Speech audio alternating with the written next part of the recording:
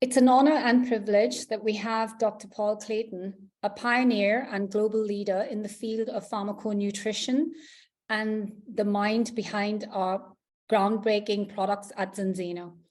Today, our focus lies on exploring the main reasons why traditional medicine is falling short in meeting the healthcare needs of our children, and discuss proactive steps that can be taken to bridge the gap between traditional practices and pediatric health.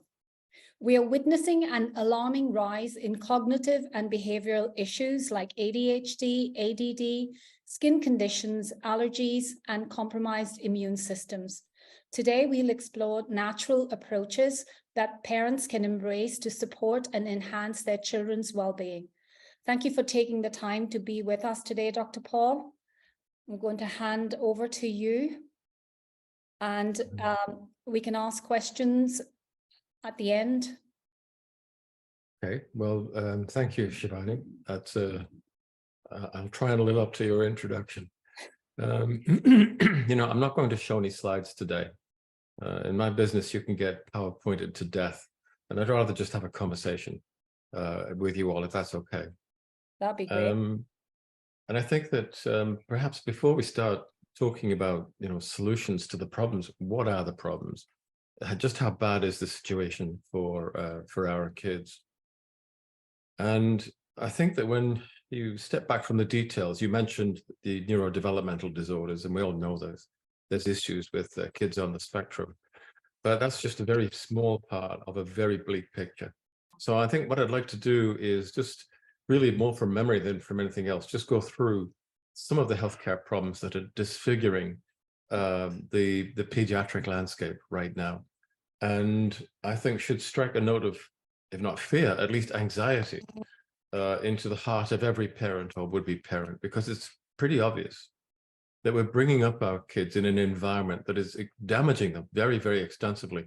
And that is a relatively new set of problems. We didn't have to experience anything quite as negative as this. And of course, I'm probably twice as old as anybody else in the room, and it was certainly not the case in the period after the war. So I was born in 1950, and it was a time of rationing, and we certainly didn't have any ultra-processed foods. Actually, there was a lot of foods, basic foods, that we didn't have access to. I don't think I saw an orange until I was about 7 or 8. They simply weren't in the shops. And the food that I remember eating as a child, and I cross-reference this with my brother, we ate a lot of porridge, a lot of oats, and the one other food we could get we could get quite easily, and we ate a lot of, was herrings. Kippers was they were always on the menu. Now you have to remember, I'm from north of the border, and I'm not sure that was the case throughout England. Game, because my father was a hunter, and root crops, potatoes and turnips and stuff like that, and berries in season. So it was really a very old-fashioned kind of diet. And in the school that I went to, which was in one of those educational factories, a big school of about 2,000 kids, all boys, because we had, segregation, sexual segregation in those days. I think there was one boy who had a weight problem, who I remember. And there was one boy who had asthma. There were no kids with spectrum-related issues at all. These are all very, very modern problems. They've become such a part of the landscape that we've almost come to think of them as normal. They're not. These are relatively recent changes that have happened, negative changes. And you can trace all of this to the diet and lifestyle, but particularly the diet, that our children now have to survive. If you look through the general picture of health trends for adults, it's extremely negative. We're seeing increases in the frequency of all the chronic degenerative diseases, almost without exception, and a decrease in latency. So we see more of them. We see them affecting younger and younger people. And we see more and more of them emerging amongst children. However, the bad the situation might be now, and we know that the frequency of many of these problems in children is actually very high, all the trends are indicating to us that they're going to get worse if we don't slam on the brakes and do something about it. And slamming on the brakes is not going to be a question of going to the medical community and asking for more pharmaceuticals. Pharmaceuticals are not the answer. the problems are not caused by a lack of pharmaceuticals, and they're certainly not solved by them, because the pharmaceuticals that we use to treat these conditions are toxic. I won't try and be polite about it. We kill a lot of our patients. A lot of people die of iatrogenic disease. And I don't think it's a good idea medicalizing people in general, and certainly not children. So let's consider what some of these trends are and how directly they've affected kids. Over the last 30 years or so. So you can go back to the 1990s, 1980s. That's really when the step change starts to happen. Chronic health conditions in young patients have hugely increased. They've got to the point now where 1 in 3 children has a chronic condition of one sort or another. And as I said, when I was growing up, we just didn't see children with these conditions at all. 1 child in 20, it's about 5% now, have got 2 or more chronic conditions. And, you know, the children are like canaries in the coal mine. In many ways, they're more sensitive to many of the environmental issues than adults are. And they're showing us that something is really very seriously wrong. Now, ADD, ADHD, dyslexia, all of those, the neurodevelopmental conditions that you yourself referred to, all of those are increasing very dramatically. But we can add to that asthma. Asthma is very, very common now. I think many classrooms will have, you know, up 3 or 4 kids bringing inhalers to school. In the school that I went to, 2,000 kids, 1 child would get very slight asthma attacks. Eczema is another condition sort of related to asthma in some ways that has increased very dramatically. It's hard to get hard and fast figures on the frequency of eczema, because mild cases of eczema generally are not reported. But I've heard figures of between 10 and 15%. I don't know how robust they are, but that somewhat reflects, you know, my own personal experience. You may have your own views on this. Hypertension, well, we've always thought of that as a disease of middle and old age, now affects between 5 and 7% of all children, and 10 to 12% of children who are obese. And of course, their numbers are increasing. In fact, obesity is off the scale now. If you look at photographs of classrooms full of kids in the 60s or 50s, I mean, we were all skinny. There wasn't anybody, or hardly anybody at all, with an overweight problem. As I said, 1 child who had a moderate weight problem in the school that I went to. Now, in the UK and in the United States, between the ages of 2 and 19, and I'm not quite sure if you're 19, you're not really still a child, but that's how they break the age ranges down.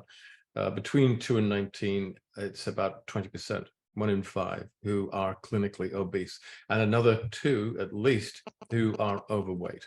So the numbers of kids who are normal weight, healthy weight, are actually now in a minority. And then partly as a result of this, when you're overweight and obese, the risk of a lot of pathologies starts to increase. And diabetes is one of those. Since 2000 or thereabouts, 2001 or through 2002, I'm not quite sure when the last survey was done, the numbers of children with type 2 diabetes have increased by about 50% from memory. And oddly enough, the numbers of children with type 1 diabetes have also increased by about half that much, by about 25%. And we can come back to that as to the reasons for that, although we think a lot of that is probably due to dysbiosis, which again is a dietary phenomenon. If we're talking about diet and allergy, which is, I think, a topic that's also really important to a lot of parents, because there are so many children with allergies now. In 2013 or 2013, I think, the Centers for Disease Control in the United States reported that between 1995 and 2015, I think over a period of 14 or 50 years, the numbers of children reporting a food allergy, a number of parents reporting that their child had a food allergy, increased by 50%. So that's another sign that something is going very, very wrong here. Now, I did mention that some of that is related to dysbiosis. Well, that is a situation that happens when you move to the ultra-processed diet, which is becoming more and more important. One of the factors that is deficient in the ultra-processed diet, and there are many, is a considerable lack of what we call prebiotic fibers. And these are fibers that are not fuel for you, they're for the probiotic bacteria that live in the intestines. And what happens is if they're taken away from the diet, and we have to think of these as essential nutrients now, they're clearly absolutely critical for your long-term health. You cannot make them in the body, you have to get them from the diet. So they're just like vitamins in that respect. They've basically been removed. And if that happens, the good bugs, the probiotic bacteria, die back because there's no fuel for them to run on. Their place is taken by gram-negative bacteria, which aren't necessarily very good for you at all. We know that they're coated in a substance that causes huge chronic inflammatory stress in the gut, and that damages the epithelial barrier function. Now, normally the walls of the gut are designed to keep everything out except for very small digested molecules, which you can deal with. They get into the bloodstream and you use them.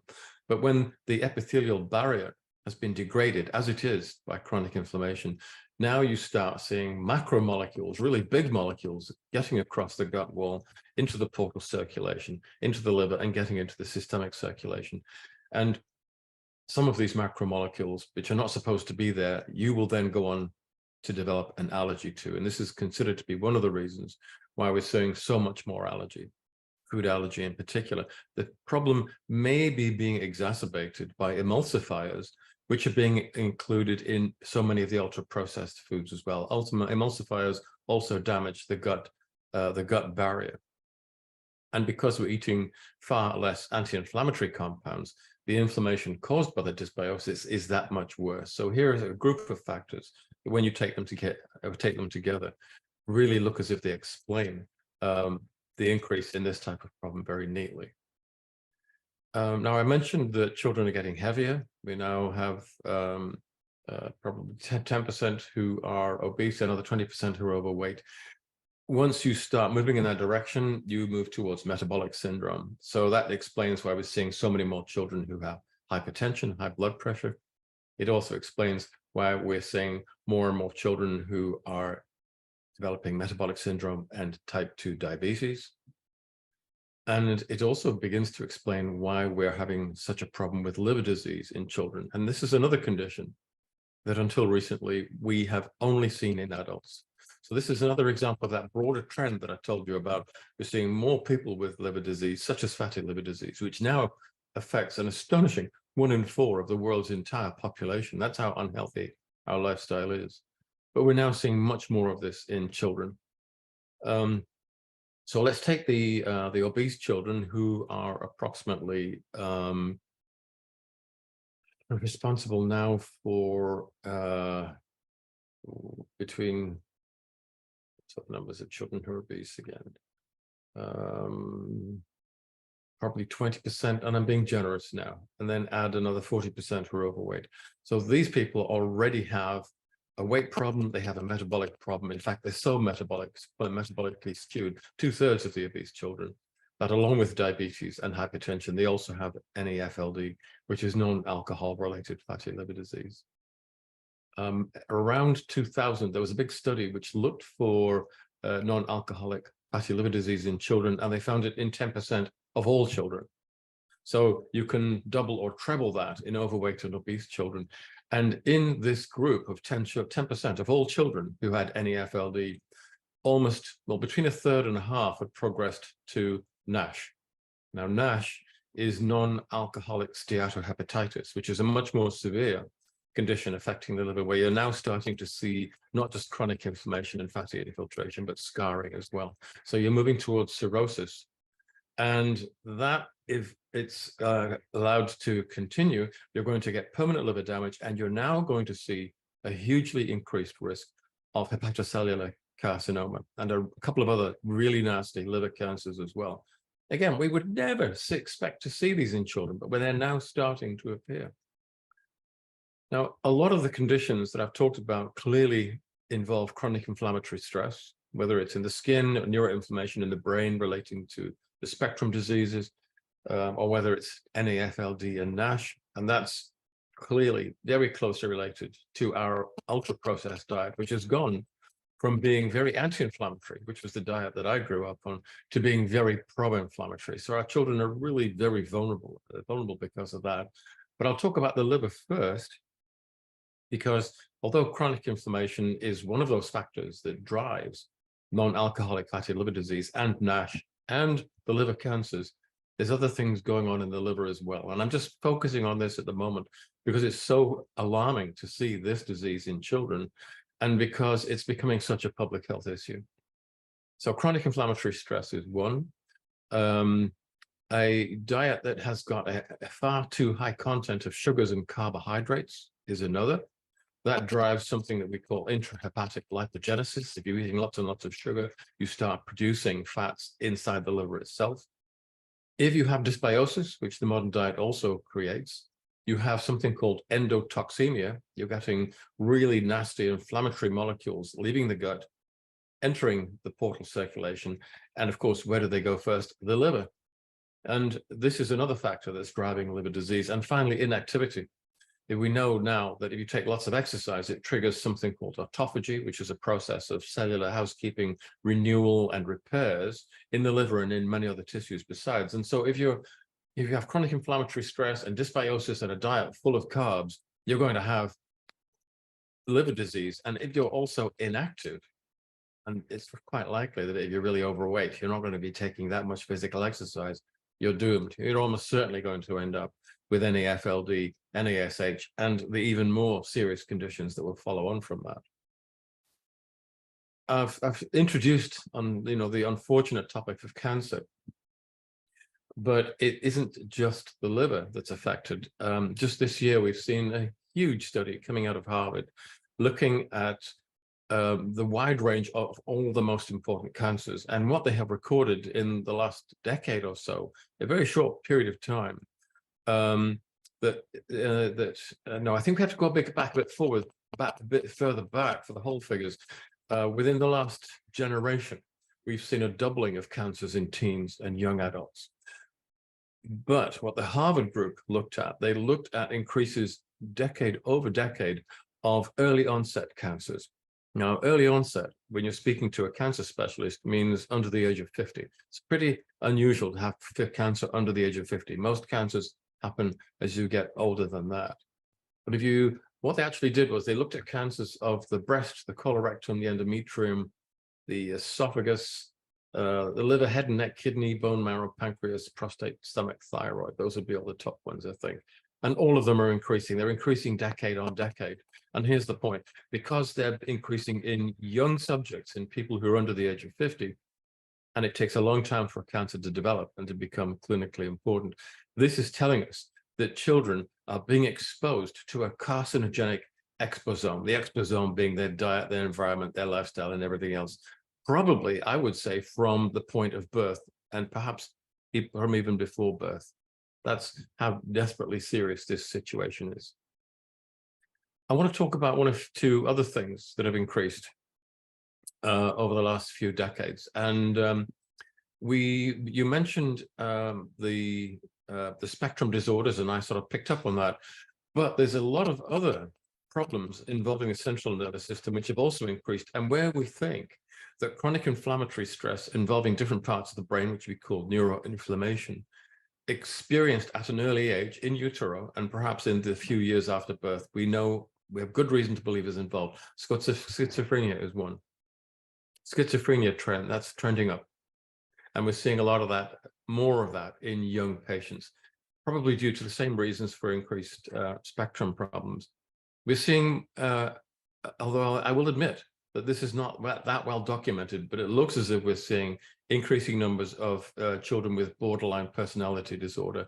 And for those of you who've lived with that, lived with a partner who has that, or a child with that, it's extraordinarily difficult and painful to manage. And many of these people will end up committing suicide in over the long run. Hikikomori, which those of you who know the work that I do probably heard me talk about before, and that's a condition that was first identified in Japan, characterized as an inability to indulge in or become involved in social interaction. So this is a generation of kids who've retreated from the world, who are unable really to form social relationships or become involved meaningfully in the workforce in any shape or form. They live in their parents' basements or attics. Their exposure to the world is through social media, and that is about it. first identified in Japan, subsequently found in many other countries. Gender dysphoria is, of course, a very, very hot topic at the moment. And if you look through my blog, you'll find that we are seeing increases in testosterone level in young girls for various reasons. We're seeing testosterone levels falling in men. Now, I don't want to be crudely reduction about this and say that this is the only reason for the number of kids with gender dysphoria, but it's clearly contributing to it. Trauma-induced brain damage is increasing, and that's not something that children are going to be terribly involved in, but for those of them that get involved in contact sports, that has actually become a source of real concern. It's very clear now that for those who do get involved in contact sports have a higher risk of developing ARCD, age-related cognitive decline, and dementia in later life. Their brains are not being protected in the way that ours were a generation or 2 generations ago. Epilepsy is increasing, eating disorders are increasing. And then if we move from conditions involving the central nervous system, as I've mentioned, chronic pain in children, that's increasing, chronic illness in general, female infertility, and alopecia. We're seeing more children developing hair loss at increasingly early ages. All of these things should be telling you there's something seriously wrong with the environment that we're raising our children in, and we really need to do something about this. And if that doesn't motivate you, then even more alarmingly, what we're seeing now is pretty good evidence of declining intelligence. And we're seeing that through different types of measurements. We're seeing that through visual judgment and reaction times, but we're also seeing a reduced intelligence as measured by three-dimensional mental rotation, complex sentence construction and comprehension, and fine color discrimination. These are all different ways of measuring IQ, and they're all trending downwards. Along with that, we're seeing reduced impulse control. And that's very much related to neuroinflammation, which is directly related to diet and lifestyle, reduced resilience. So children are giving up more easily. They're not as well able to cope with difficulty and to surmount it. Instead, they are more likely to retreat and concede failure and become depressed and anxious. And of course, depression and anxiety in children are skyrocketing. And motivation. Motivation, it also seems to be very closely linked to resilience. And we know which parts of the brain are involved in determining how resilient and how motivated your child is. And these parts of the brain are being adversely affected by, as I said, the exposome. That is what they eat, how much physical activity they have, other interactions that they might have with the wider world. So the picture is profoundly negative. I think that if you're not alarmed by this litany of problems that we're seeing increasingly in children, then you haven't understood it. If you're concerned about your children and you want them to do as well as you did or better, we have to find ways of creating a more productive and less damaging environment for them to grow up into. And as far as I'm concerned, that starts preconceptually. What happens in utero, particularly during the second and third trimesters, is really, really important. And I haven't even talked about epigenetic programming, whereby, you know, the sins of the mothers and possibly the grandmothers and fathers are expressed in the health problems of the next generation and possibly the generation after that. So we're in trouble. We're in free fall. There's not a single idiot politician out there who's taken cognizance of this, let alone decided to do something about it. We are being cumulatively and chronically poisoned by the food industry. If you look at a breakdown of infant foods in particular, they're disgraceful. I mean, they've been condemned by doctors, nutritionists, and dentists who are very worried about the high content of sugars because they have to deal with things like dental decay. The food companies say, oh, we're doing better, but they don't. They're lying through their teeth. And they will continue to do so as long as we continue to buy their toxic products or unless pressure is brought on them, to bear on them to stop selling these products to us and to our children. Drugs are not the answer. The only answer is to alleviate these toxins, prevent them, our children, from being affected by them in the first place. So that's the picture. We can go on to talk about what we can do about it if you want, but I thought maybe I'd just pause there and give you a chance to ask a few questions. I think after hearing that, everybody wants to know, what do we do? Well, I don't want to give the impression that the answer is to take supplements. That's only a part of the solution. I think that it makes more sense, to me at any rate, to make a decision that we're not going to buy very many or perhaps any of these ultra processed foods. We're not going to use them to reward children's good behavior so that they associate, for example, confectionery items with good behavior. That's terrible conditioning, really bad programming.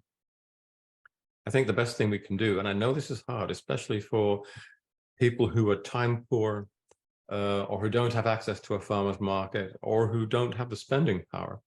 But it's really important for the sake of our children to leave those ultra-processed food products behind, however delicious, however convenient, however cheap they are. And we have to go back to basics. We have to learn how to cook with basic produce again. And I know it's more time consuming and it can be more expensive. And it's really all that it should be. Why should basic produce be more expensive than these very complicated manufactured products? And the answer is very simple. The companies who make those products bribe our politicians to give them subsidies to enable them to sell their toxic products more cheaply. And our politicians are so grotesquely immoral that they will take that money and leave your children to their tender mercies. That's the first place to start. Right. And it's only after that, I think, that one should start to consider supplements.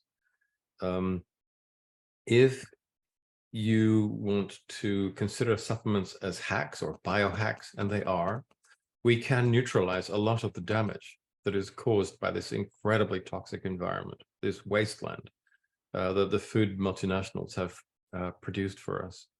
You can stop chronic inflammatory stress. And we can do that very effectively with balance oil. So that's one problem and one solution. We can reverse dysbiosis. We can do that very effectively using a time-release blend of prebiotic fibers. And that's what xenobiotic is designed to do. Dr. Paul, how old can a child be before we can give them xenobiotic? What age? Because with balance oil, we know that once they start solids, we can give them balance oil, but xenobiotic, we're not exactly sure when. I would say exactly it's exactly the same thing from the time that they start consuming solids. But you have obviously the child is very small, is very low body weight. With the balance oil, it's so many mils per kilogram. With xenobiotic, we don't have an exact formula, but you would start with very small doses and find out what it is that the child is going to tolerate. It's a really, really important thing to do to get the microbiota right, because that will determine not only the subsequent risk of allergy and autoimmune disease, but a whole range of other conditions as well, including those conditions where we know that neuroinflammation is really, really important. One of the flip sides of looking at this are the reports that we're getting from many different countries now of children who, for whatever reason, did experience neuroinflammatory stress in utero and in the next couple of years after birth, and who went on to develop a neurodevelopmental condition. And what we're finding is that when you give these children an anti-inflammatory supplement and you reverse their dysbiosis, what we're finding is these children are improving so remarkably that in some cases, these children are being designated as cured. And in many other cases, the diagnoses which were made, very often by experts, have been cancelled. The doctors have said, oh, we must be wrong. This child doesn't have ADD or autism anymore. It's quite remarkable what's happening. And this is one reason why doctors are now working with us in so many countries now, all over the world. So that is a very interesting combination, particularly for children who have neurodevelopmental issues. The problem with type B malnutrition, we can reverse that with Extend, although because that comes in tablets or capsules, that's not easy for children to take. You cannot give tablets to a child that is at risk of choking. I think in practical terms, that probably means probably low to mid-teens. We first do no harm. We don't want to have, problems of this sort occurring. And then when it comes to glycemic mismatch, which is the other major driver of these types of conditions, we do want people to take more exercise. There is the prospect at some point in the near future of putting that into a pill. But I think if we can teach our children the joys of exercise and learn to engage them with a diet which isn't as full of sugars as today's diet is, then their risk of developing metabolic syndrome and those types of health-related issues, and indeed their risk of becoming overweight and obese, is going to be very, very much reduced. So those are the problems. In a nutshell, those are some of the solutions. I'm not saying that solves everything. I think in the long term, I would like to see pressure brought to bear on the food industry to cease their irresponsible marketing of these extremely toxic foods. And it may well be that we'll see a class action lawsuit at some point in the future, quite possibly in the North America somewhere, because people here are extremely litigious, which forces these food companies to pay such a heavy price for selling this kind of crap that they will then take a step back and reformulate. Now, the good news is that given our current and developing understanding of what you do need in your food and what you really don't want, it is now possible to reformulate many of these products in a way which will make them no longer toxic, but actually health promoting. That is now possible. All it requires is a legal or possibly a commercial environment which provides enough inducements, negative and positive, to the food industry to move in that direction. In your opinion, white flour and sugar, would they be just about as bad as each other? Should we be encouraging our kids to eat wholemeal, or, because a lot of kids' breakfast is always a cereal. So sugar and refined carbs would be on the same level? They're not, to be honest, that different, although depending on the refined carbs and the sugar will tend to give you a high glycemic index. The carbohydrates will give you a high glycemic load. The high glycemic index seems to be a little bit more damaging, and it's probably to do with the rapidity with which the sugar enters the bloodstream and how high it spikes. So I would say cut down on sugars first. And then I think there's a case to be made for moving to helping children to learn to like less sweet foods, the use of sugar substitutes in some cases, and a move away from products made with refined grains to products made with rather less refined grains. So moving from, let's say, from white bread to wholemeal, if it's genuinely wholemeal, would be a step in the right direction. And which sugar substitutes would you say, there's so many on the market, stevia, erythritol, there's so many. Which ones would you reckon? Because you always hear stories and everybody's a health guru on Instagram. So which sugar substitutes would you, and what's your opinion about honey? Well, honey is just sugar.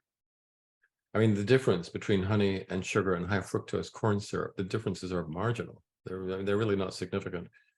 If you want to talk about a non-glycemic sweetener, safe there are, sorry? Safe for children. Yes.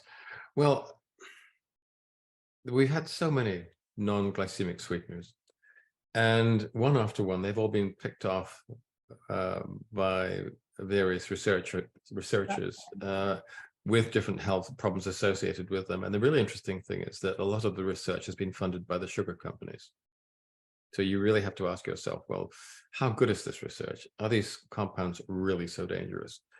There may be some very slight risk associated with some of the sweeteners, but compared to the known risks, which are quite significant, of the very high amounts of sugar that we now eat, I would say that the artificial sweeteners really are a far less worse choice. They're a better choice. Which ones do you go for? I think that in terms of flavor, that is the sweetener which most accurately reproduces the sweetness profile of sugar, would probably be, I think it's called Canderel in the UK. It's Splenda here in the United States. And this is basically a molecule of it's a composite molecule of sucrose, which is sort of rather randomly linked together, but it's non-digestible. And people get all concerned about it and say, oh, nerve gas is involved somehow. That's absolute nonsense. It's a complete misunderstanding of synthetic biochemistry. There's no nerve gas in sucralose whatsoever. It has an effect on the microbiota. Yes, it does, but it probably just acts like a prebiotic fiber. If anything, if it's like any of the other fermentable carbohydrates, it actually increases the numbers of the good bacteria. So I think out of all the sweeteners, that's probably the one that that I would go for if you're going to use a sweetener. Okay. I'm just reading a question here from Majid. It's worth asking the question about determinal effects of pure honey. Is there anything showing its detriment or impact on glycemic index? Isn't honey a natural, non-refined, processed body healer? No, not really. I mean, the biochemistry of honey is almost identical to that of sugar. They're pretty much the same thing. And even raw, Manuka honey and this and that for immunity, etc. Okay. Well, now you're talking about some rather special cases, and there's Manuka honey and Melaleuca honey and a couple of other honeys like that, which do have some interesting properties. Probably it's nothing to do with the sugar content at all. It's to do with the polyphenol content. Okay. And the high content of polyphenols in some of these honeys undoubtedly do provide certain benefits. They can be antiseptic if applied topically. They can have some anti-inflammatory benefits if consumed in moderation, because you don't want to be swallowing spoonfuls of Manuka honey, because it's still lots of sugar, no matter which way you cut it. Yeah, honey might be natural, but so is sugar cane. And raw sugar cane is not really a health food either. Yeah, okay. Another question is xenobiotic okay to be used with people that have SIBO? A lot of kids take probiotics. What do you think about that? SIBO is a contraindication.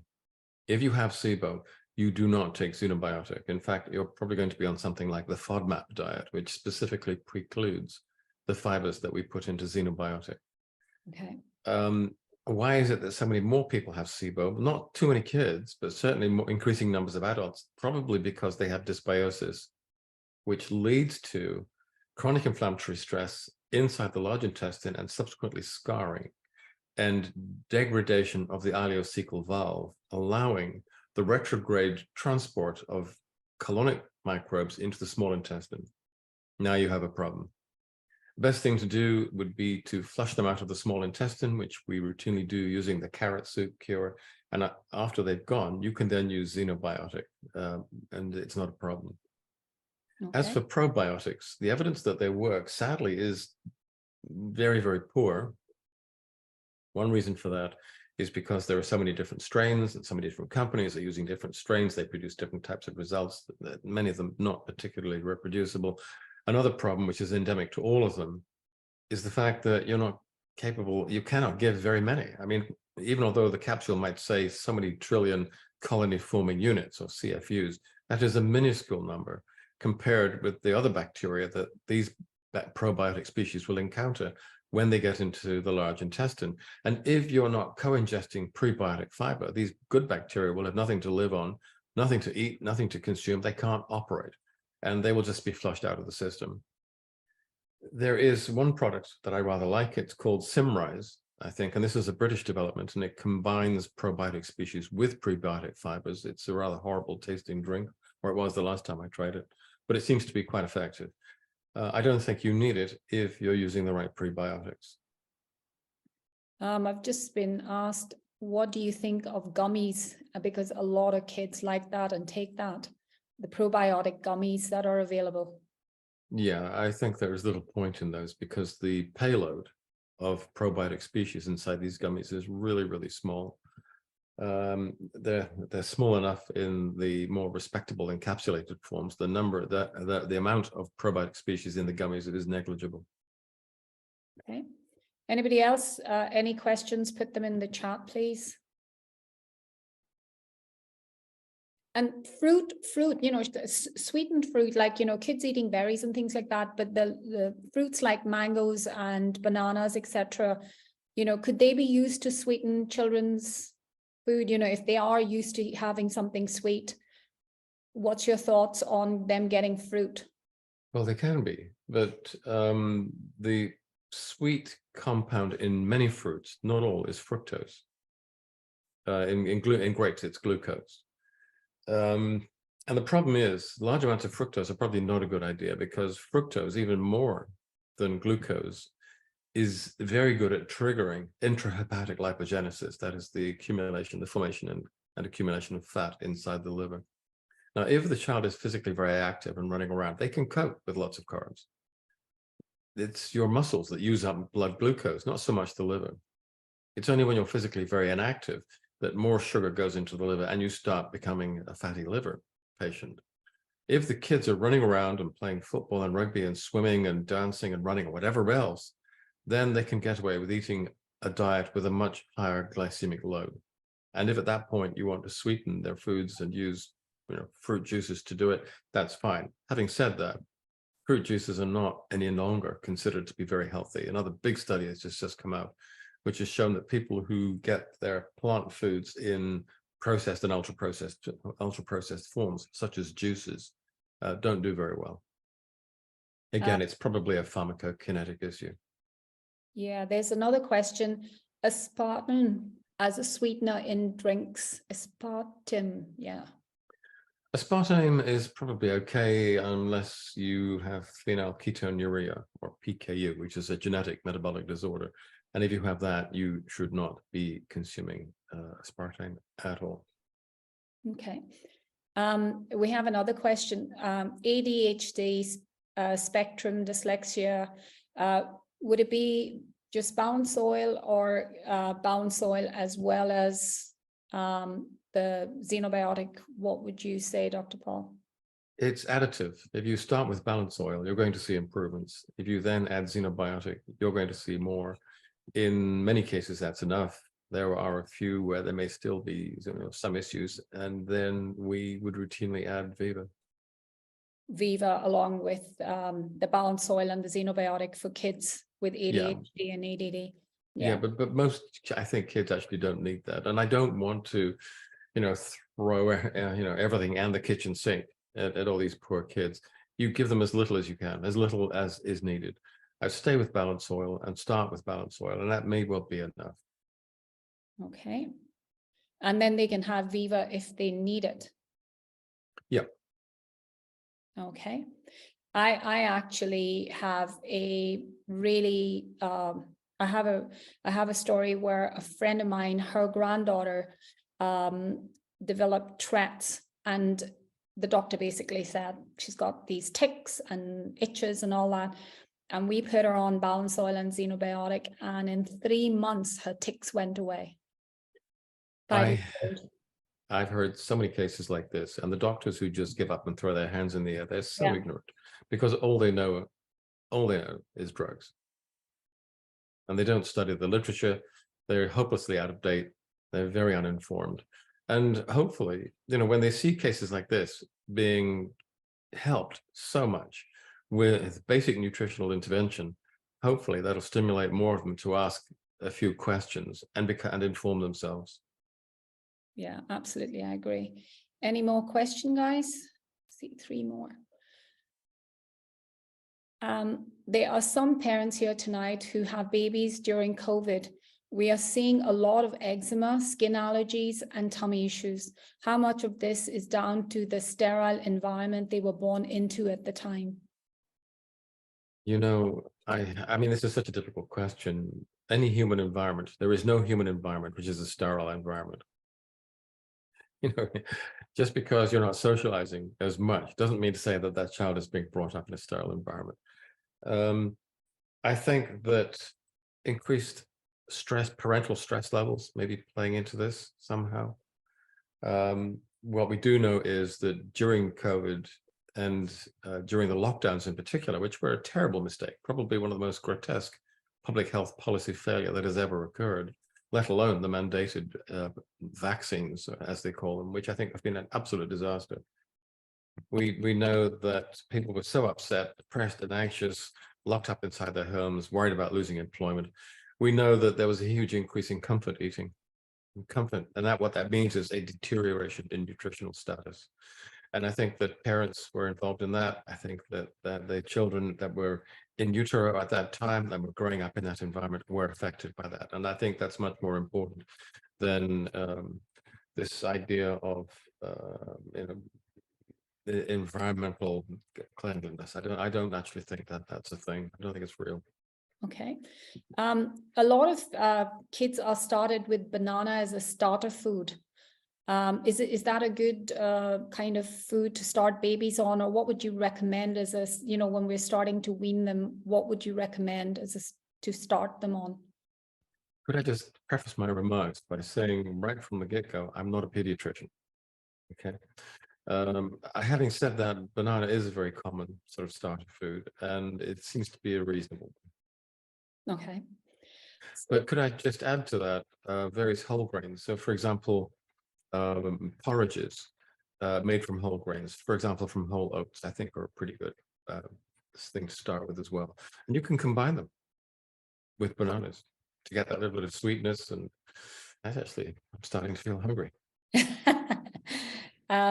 For topical steroid withdrawals, the 6-year-old child has put on a raft of supplements which did help, but now taking them away and moving to Zinzino, balance oil, and tiny amounts of gut powder. Any other advice for products? No, not necessarily. It's very hard to make specific recommendations without knowing the full details of that specific case. I would say if you're tapering off and putting this child onto balance oil, you won't see the impact of balance oil right away. It will take a while to build and become evident. I'm sure you know the story. It's going to take about 120 days to reconfigure the fatty acids in someone's cell membranes. Depending on what the score was to begin with, if it was spectacularly high, 6-to-3 ratio, we will very often see improvements very quickly, sometimes even within the first week. If it wasn't as high, then the improvements tend to take longer to materialize. When we say 120 days, I won't say it's the worst case, but that's not, we would expect to see changes before that in many cases, but it's very difficult to predict exactly when that switch is going to flip and when you're going to notice that big change. Okay, somebody's asking you to comment on this statement that was made by AMA. Traditional medical models have discounted the importance of nutrition in health and in the prevention and management of a variety of health conditions, including cardiovascular disease, cancer, diabetes, and obesity. Recent overwhelming evidence has led to increased attention to nutrition as a core element of health equity and health care, the American Medical Association. Well, I'm aware of that statement, and of course I welcome it, but really the evidence base that was necessary to support such a statement were available 20 years ago. The AMA have dug their heels in. They've been dragged screaming and kicking. They've been forced to make that statement because the evidence is so, first of all, there's so much of it.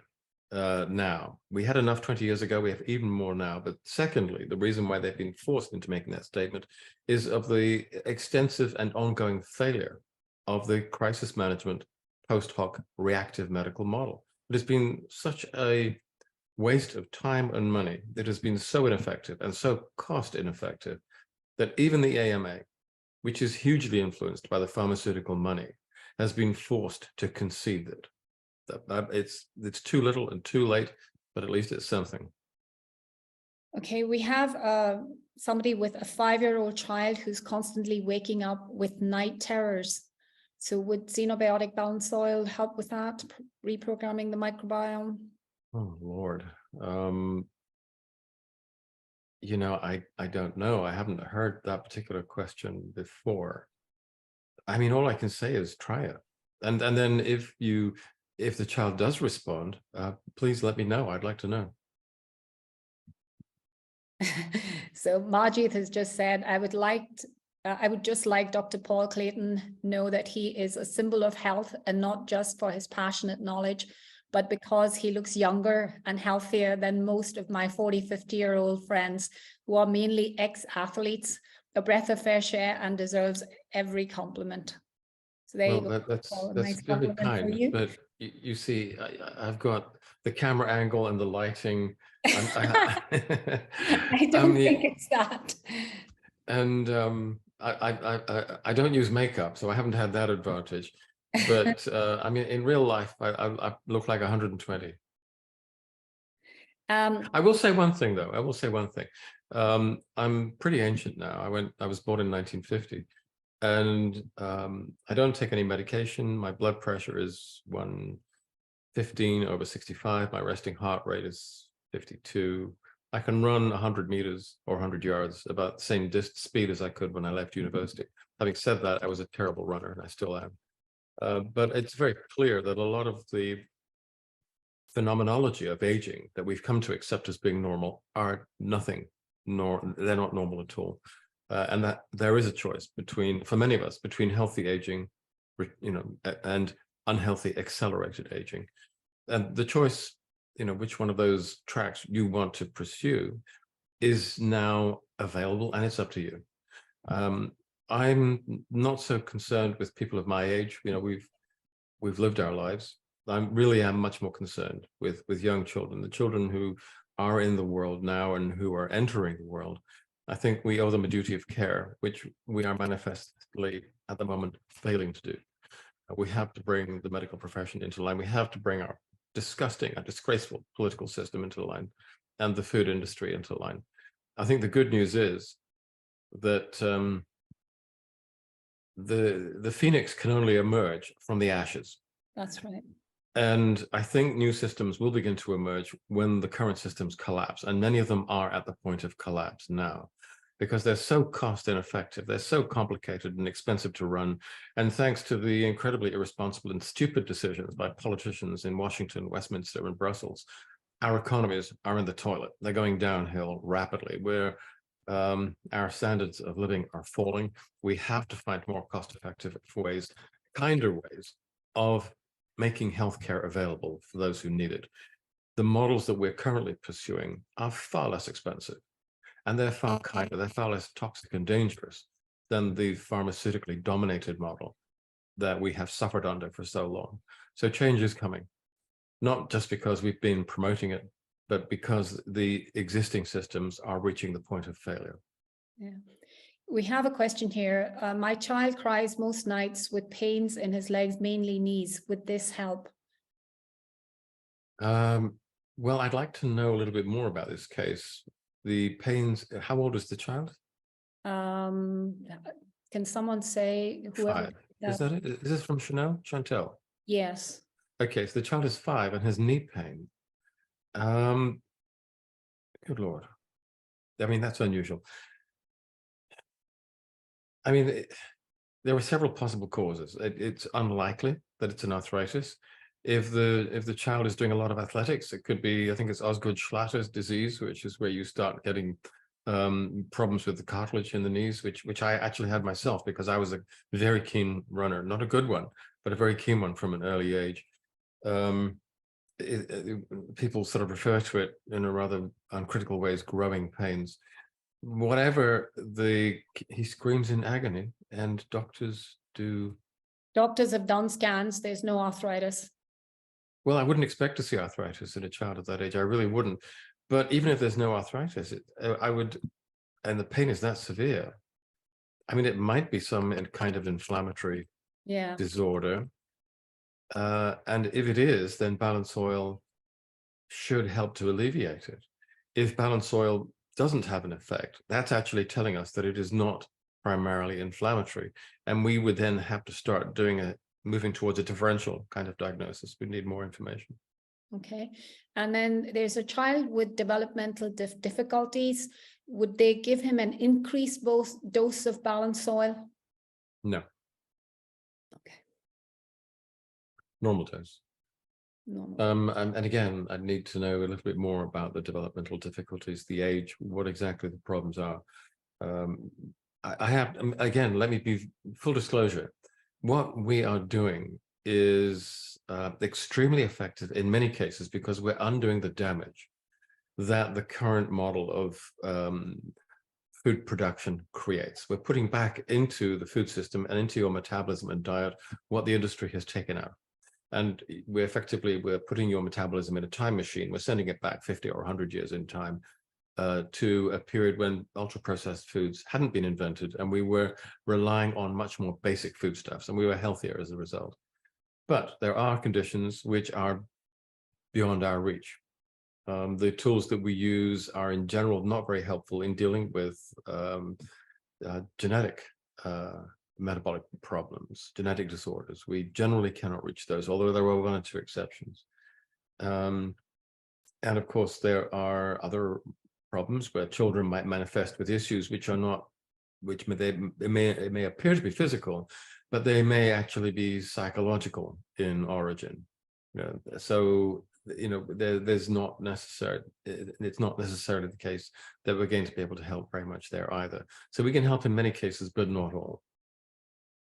Okay, so is there any research on balanced soil replacing blood thinners like aspirin in adults and children? This is such a dangerous question, and I have to be very careful how I answer it. We have really an important duty of care to all the people that we work with, partners and customers alike, and to suggest to them that they should stop taking blood thinners if they have been recommended or prescribed, and they've been prescribed for, in general, for extremely good reasons. It would be highly irresponsible for us to say, well, you don't need those anymore, balanced soil will do. Does balanced soil have a blood thinning effect? Yes, but it's relatively slight.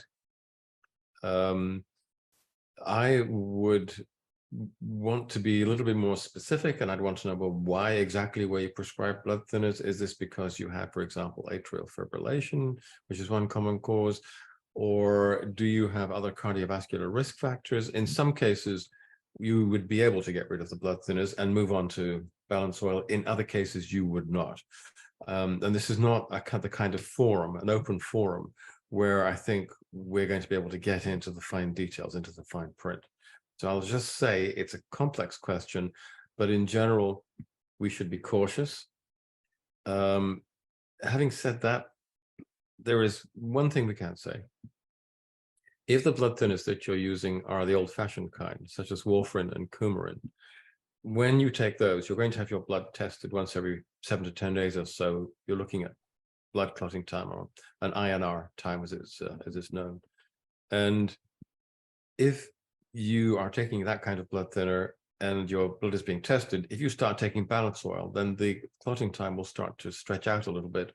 And at that point, the doctor or the phlebotomist or the hematologist who's doing the testing is going to make appropriate changes to the dosage. They'll start cutting down on the dose of the anticoagulant, and it may get to the point where they'll say, you don't need anything.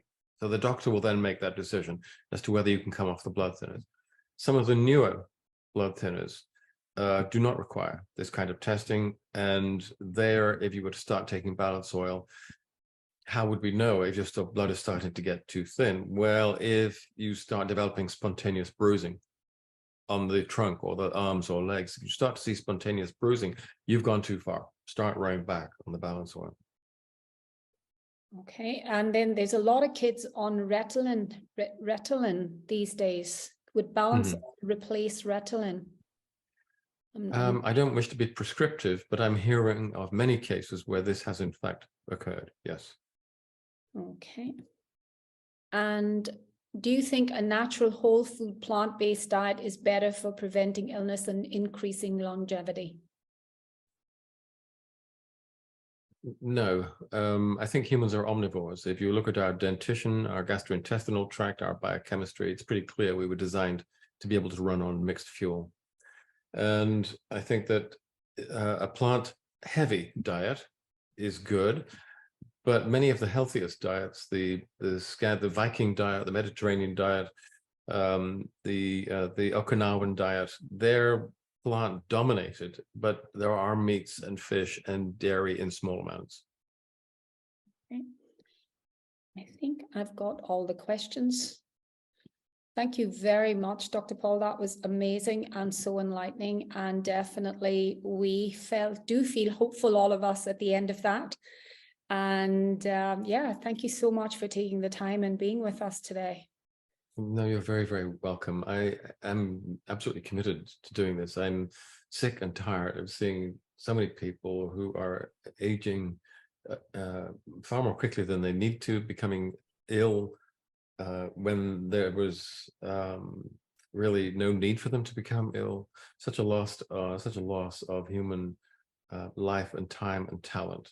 I take all that very personally. I find it quite obscene, actually, that we have drifted into this situation where our public health has become so bad. And I'm absolutely committed to continuing to militate against that in any way that I can. Well, we thank you for all the work you're doing, and the stuff that you've made has helped so many people, and you've definitely changed my life. I'm pain-free now, and it's definitely been life-changing for me. But were you pain-free before? I don't know you. I don't suffer know from your. osteoarthritis, and Oh, right. I was managing it, and Right. I'm pain-free, 100% pain-free. Wonderful, wonderful. Well, I mean, that describes my own history as well. So that's great. Thank you so much.